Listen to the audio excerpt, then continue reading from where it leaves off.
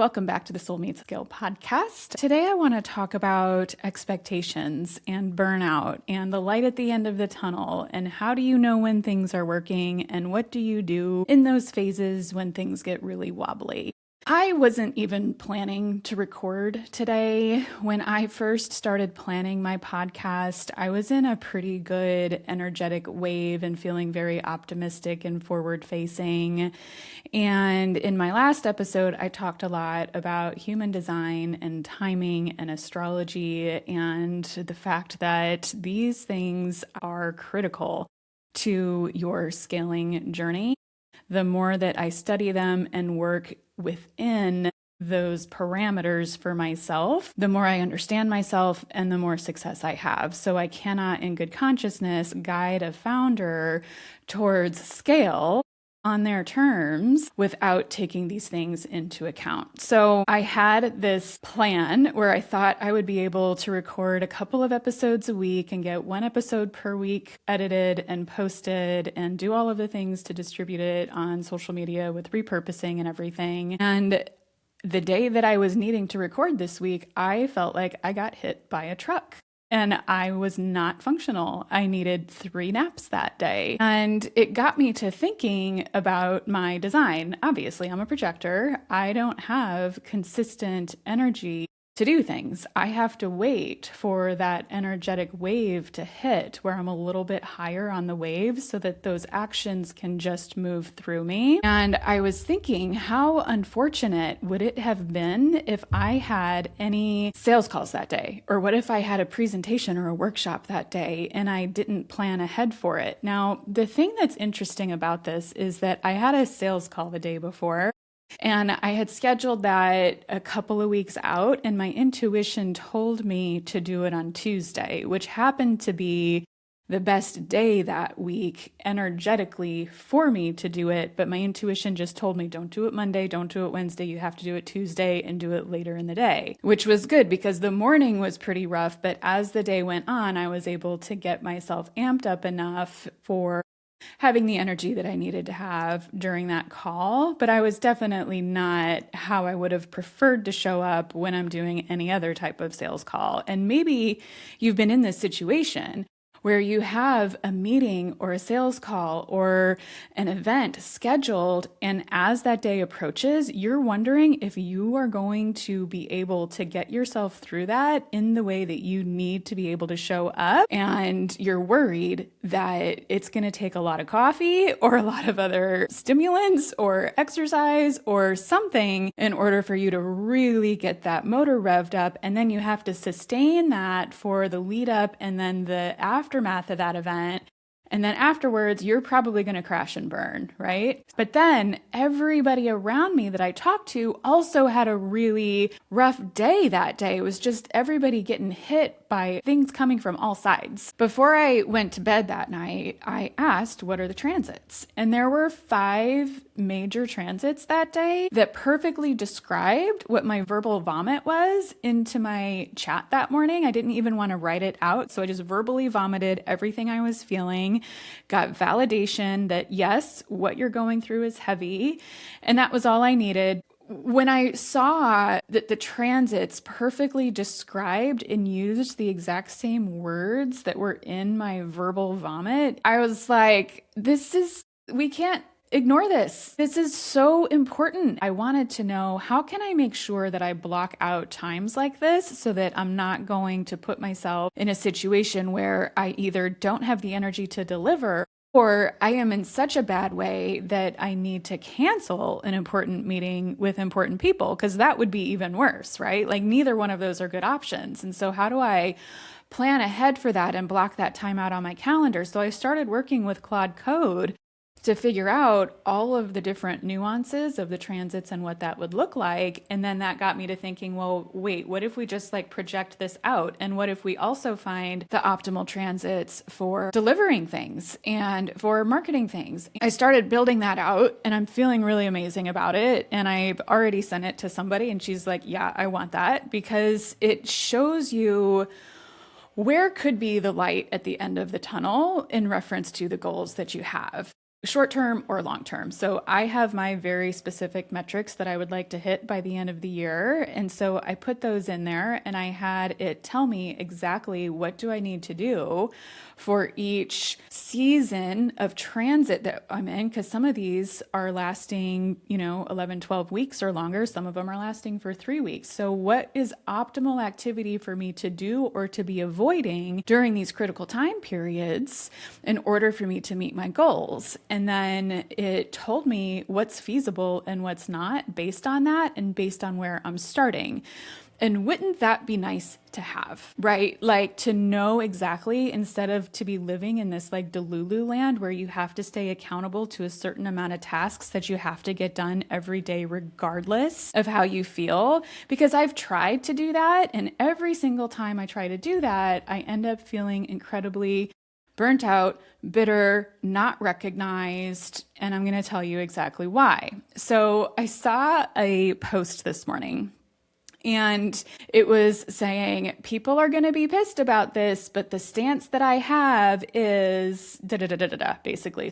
This is somebody who has already decided that this is what it is. This is her take. You're not going to be able to convince her otherwise. And this is the expectation that she has. And if you don't meet that expectation, she considers you to be untrustworthy. And the interesting thing about that to me, I wanted to engage with it, but then I was like, she's not going to hear me. A, I'm a projector, so she's not going to hear me anyway because I'm not recognized and invited. And B, she's already made up her mind. So there's no point in me trying to change her mind, and that would be energetically depleting for me. So it's really good for me to have that information. But what she was talking about specifically is consistency. Like she expects you to show up consistently. Otherwise, you're not trustworthy. And I was like, that's really interesting because I am somebody who is not designed for consistency. I'm somebody who is designed to let the energy flow through them, deliver the message, and then retreat and learn something new, integrate it until I can speak well about it. And then when the inspiration strikes, I speak again. That is literally how I am wired. That is not consistency. And that is why when I had all of these delusions of grandeur about how I'm going to put up a podcast episode every week for 10 weeks, and I'm going to be able to keep on pace with recording 2 a week, that was not a good plan that I created to make myself adhere to it. And earlier in the last episode, I talked about how it was all scripted and it felt very forced to me and it felt gross. So I scrapped the script right away. I have no notes in front of me. I'm just talking completely off the cuff. I didn't decide to record this episode until about 18 minutes ago. And I'm 10 minutes into the recording here. And it feels good and natural and organic, and I am forcing nothing. And so when I see somebody like this that has an expectation that says, this is what I expect from you in order for me to be able to trust you. Now, if I was a founder who was earlier in my journey who didn't know that I have this sun gate of retreat. And what that means is what I just described. I need to share something and then I go into privacy for a little while. I go into retreat. I learn and integrate a lesson and then I have a message to share about it. And that might be a few days, it might be weeks or months. And so that to me means that she doesn't consider me a trustworthy person. And I feel like the algorithms kind of train us for this. Abandonment of self, right? Because if I didn't know myself better, I would have gone, oh my gosh, well, I really want her as a client. And so I really need to make sure that she trusts me. So I better start changing my behavior in order to meet those expectations so that her or anybody else likes her, trusts me more. But what that does for me personally is it actually dilutes my message and it dilutes the potency in which I can deliver it, which then in turn would make it so that people don't recognize me. They would feel the lack of inauthenticity behind it, and they would never hire me. So you see, you can end up in kind of this catch-22 where there's expectations that society has of you that you try to conform yourself into. And as you're doing that, you're abandoning yourself. especially if you don't know who you are, because you might not know what your human design, your gene keys, or what your astrology are. And so I incorporate all of that in my work for a few reasons. One, I've been burned out, and I know it's because I have tried to use tactics that do not work for me. And the more I lean into what does and who I actually am, the better things work out long term. I saw a post from somebody on LinkedIn. He's a pretty big deal, Harry Stebbings. I think Harry Stebbings. He's the founder of like VC20 or something like that.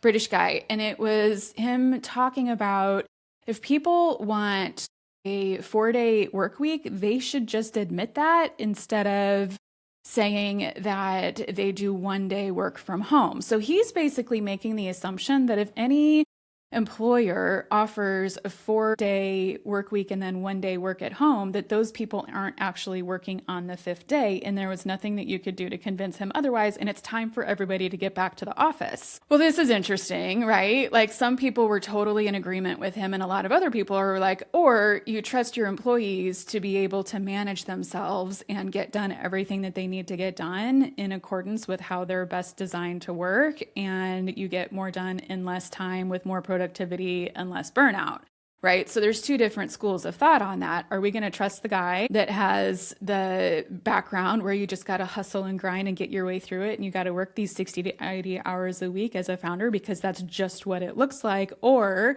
are we going to lean into what are our natural rhythms and flows for high productivity, high creativity, and high output? And it doesn't matter the time of day or what the location is. What are we going to do? Do we want people burned out and fried, or do we not? If we want the best out of people, we cannot expect everybody to show up according to one consistent set of rules that says that this is what success looks like. Now, let me talk to you about a recent client. So the other thing that I'm noticing a lot of is that we need to start learning into what our growth edges are, what they are for us authentically, right? It's not like a desire of what you want to do, but it's the thing that it's like it makes you a little bit uncomfortable, but that's the thing that's actually going to unlock your success long term. And for her, it's getting out of her comfort zone where she blends in with the community and stays in the advocacy part of her business. So for her, it's about becoming a partner to those companies that the advocacy groups are almost like fighting against. That is actually her fastest path to success. And it's not through like outreach, honestly, it's through writing. And so what if she was somebody who instead was trying to focus on advocacy groups for scale or focus direct on B2C business? What is that going to do for her if what she's actually supposed to be doing is targeting it from the other direction? Is she going to get as far as she wants to go as fast as she wants to go there? Absolutely not. But we didn't know that until we looked at what are her human design, astrology, what are her gene keys, what's her timing. Turns out her timing to do that this year is perfect because Jupiter is entering her house of communication and writing. So it all always works out exactly the way that it's supposed to be. But what if she didn't know that? And she's dying to know, where is the light at the end of the tunnel? When am I going to get there? When am I going to stop being so tired? When am I finally going to get some relief? And what does this operating system that I just designed do? It tells you when you're going to get relief and what are the activities that you should be optimizing and what are the things that you should be avoiding in each one of these seasons so that you actually have a chance at hitting your goals without burning yourself out. I don't know that there's anybody else that's doing that through the startup lens. And so when I talk about soul meets scale, this is what I'm talking about. How do we make sure that we are optimizing every single thing about that person? Not just who they are and how they're showing up, which is what the identity work piece is all about. And it's about that deconditioning from expectations. Another one of my things for deconditioning from expectations is think about what the expectations and the unwritten rules are about relationship building. Offer value, stay in touch, send news articles, check in, like pay attention to what they're saying, thinking, feeling. I saw a YouTube show from this LinkedIn creator a couple weeks ago, and she was talking about how there was somebody that she had connected with that had mentioned in passing that everybody in the office had a Stanley bottle. And then she was going to an event where she knew that woman was going to be there. So she stopped at the sporting goods store on the way there, picked up a Stanley and delivered it to her as a gift. And then she continued to nurture that relationship for like 3 or 4 months following. And then when she had an offer, the lady was like, oh my gosh, I feel like this is such a gift for me. And the woman bought it and went on into her further programs and stuff. And I think that's amazing. When I do that, I feel gross. You know what the best way is for me to sell? It's for me to say, this is what I have. This is what it will do for you. Do you want it or do you not? If you do, great. Here's how you get started. If you don't, cool. I'll catch you next time. Like, that's it. If I do anything more than that, it feels disgusting. But people who don't understand energy and authenticity and how that works and have a whole lot of expectations and judgments in their minds about the way things are supposed to be done are going to have some type of narrative about what kind of a person that makes me. But I would much rather stay authentic to the way that I am supposed to operate, because this way doesn't burn me out. The other thing is that I do this through people that I already know.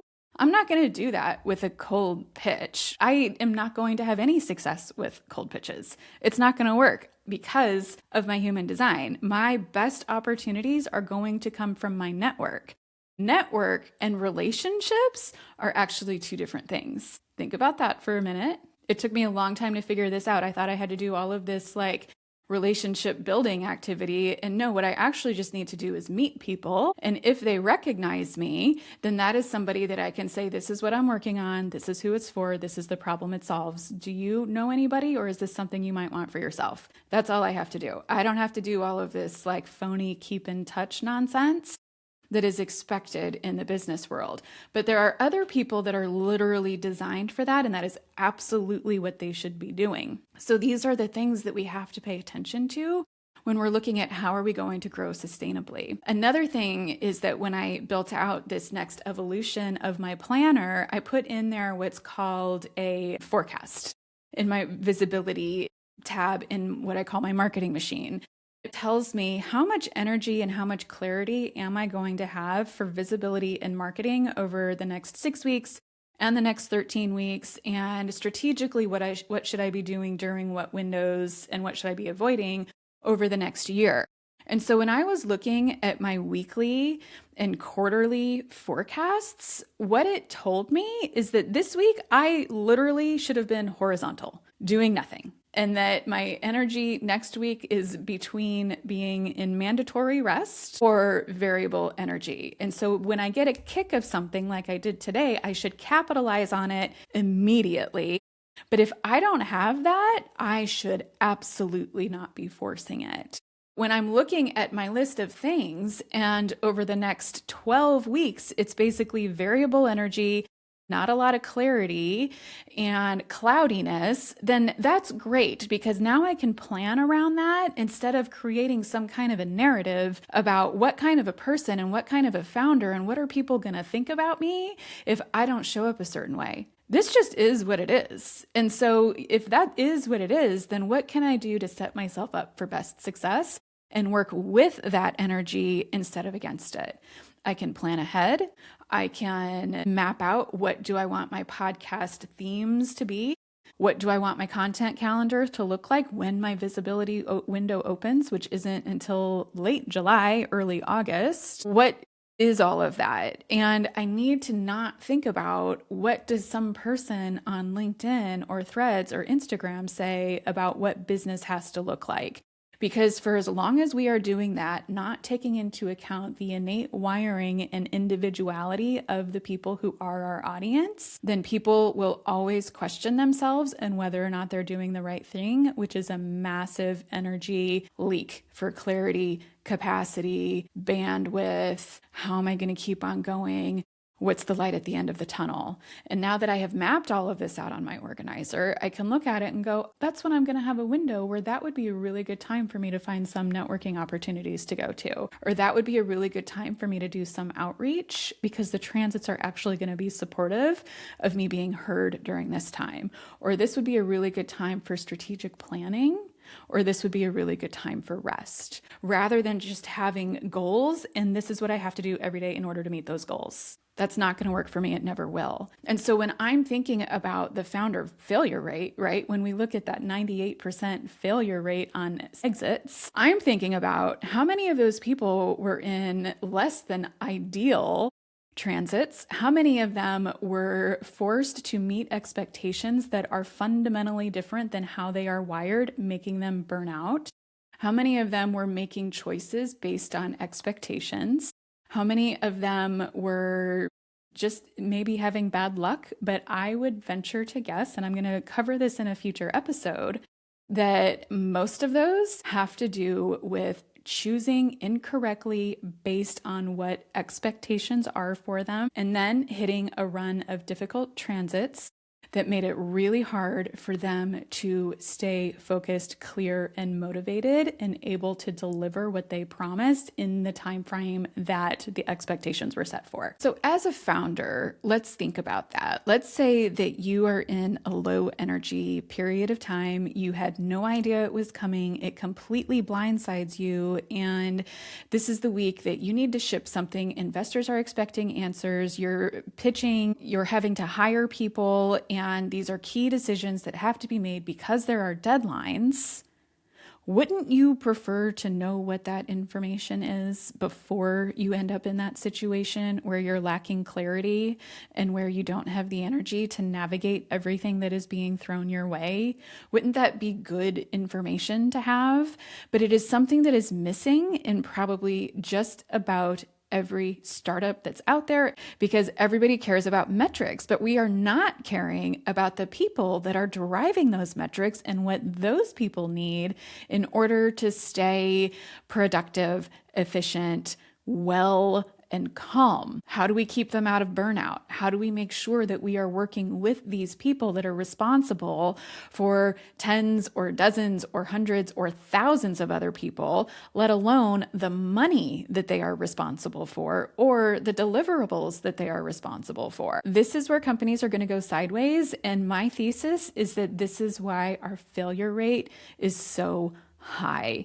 We care about metrics, but we don't care about the people that are driving the metrics, and how do we better support them, not in terms of tactics and skills, but who are they actually at their core and what do they need to function best?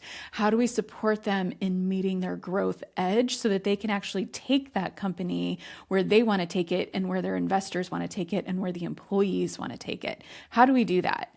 Because we are missing that piece of the puzzle. And for as long as we are missing that piece of the puzzle, that failure rate will remain the same. And we're even seeing this already, that investors and buyers and strategic partners are becoming more and more discerning about what they are willing to invest in, because we have all of these tools that are available to us, right? We have coaching and therapy and plant medicine and culture change and leadership change and all of these different tactics that are available. And I'm not saying that they're not valuable, because they 100% are, but we are not doing is taking a look at who is that founder being at the identity level and what are the limitations of them at the identity level, because that is what drives their capacity for scale through everything else that they're doing. Their identity is what's going to drive their decisions. It's going to drive their motivations. It's going to drive their capacity, bandwidth, reactivity. All of that goes through the identity. But then on top of that, you have the added layer of how are they naturally wired to operate based on their human design, astrology, and their gene keys. And can you imagine what would be possible when you start incorporating all of those pieces into the founder journey? How many more missions would be met? especially when we're looking at all of the big problems that are impacting a lot of people right now. Climate change, food scarcity, quality of our water, pollution, soil quality, all of these things. Like, those are the missions that I would love to see more founders be successful in, so that everybody here can have a better quality of life. But if we keep doing it the way we're doing it and placing more and more pressure on founders, especially with the advent of AI, because it speeds stuff up, well, that's great. But the founder's capacity is not keeping up with that. They're getting some stuff off their plate, but really what it's doing is it's forcing them to make moves faster without the background that they need to stabilize who they are at their core, so that they can actually drive that company to the growth that their investors and their buyers and their partners are expecting. So think about what that would look like if, instead of just knowing what your marketing windows are, you also knew what your decision-making windows are and your planning windows are. And when are you going to show up in your most potent self for fundraising calls or for sales pitches or for anything, like, right? Like, what happens when you show up and you're totally congruent with the energy in that season for the activities that you're doing, and you have that energetic support on top of showing up as the person who can actually hold the weight of scale? How do you think that's going to change your outcomes? Because that's the problem that I'm here to solve, and I don't see anybody else doing it this way.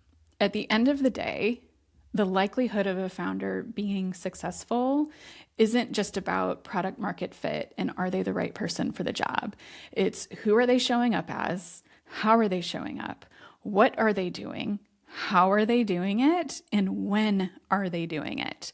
If you can get all of those things working together, then you will find far greater outcomes and higher success metrics than what we have ever seen before. I was watching an interview, you know, those shorts that come across LinkedIn, and it was Robert Herjavec, and he was talking about what makes the difference between a millionaire and a billionaire. And he said that he knew some guy who could pretty easily pick out who the millionaires in the room were going to be, but it wasn't easy to know who the billionaires were going to be. And he said a lot of it is just luck. I actually don't think that's true. I think that those people got lucky with their transits, and the rest of them were trying to become somebody and fit into a box of expectations that were never going to take them anywhere. In fact, those expectations are more likely going to cap their growth than propel them forward. And so if you have that context, how would you move through your decision making and your planning differently? Are you going to keep doing what you're doing? Are you going to try something new and see if you can maybe bring that light that's at the end of the tunnel closer to you? Future episode, I'm going to be evaluating that for companies. I'm going to look at Blockbuster. I'll probably look at NVIDIA, maybe Spanx. Blockbuster had this huge rise to fame. NVIDIA is still on the upward trajectory with their chips that all of these AI companies are running off of. And then Spanx, we know Sarah Blakely hustled hard and then she had a successful exit. So I kind of want to know what all of those stories are, and I'll cover that in a later episode. I think that's going to be really fun. I'm going to wrap it for today. Thank you so much for being here. Until next time, build from the inside out.